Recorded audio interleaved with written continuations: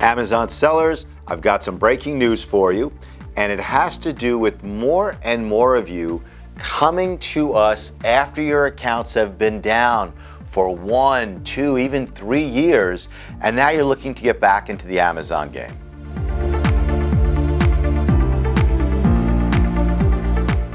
Okay, Amazon sellers, so we're seeing a dramatic increase in the number of sellers that are contacting us through this case submission button on our website, by emailing me at this email address, or using the good old-fashioned phone,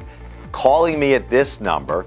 where you have decided to get back into selling on Amazon with accounts that have been down. We've seen this is just over the last week or so, accounts that have been down for 1 year, 2 years, 3 years, and I think that the oldest account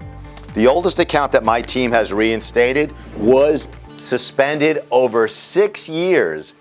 before the Amazon seller contacted us and said, hey, I had this Amazon account, I want to get back into selling, can you help me? So here is the good news. I love that more and more of you are getting back into selling on Amazon, and that as a whole, Amazon sellers are recognizing just how awesome my incredible team of paralegals and my partner lawyers are. The good news is that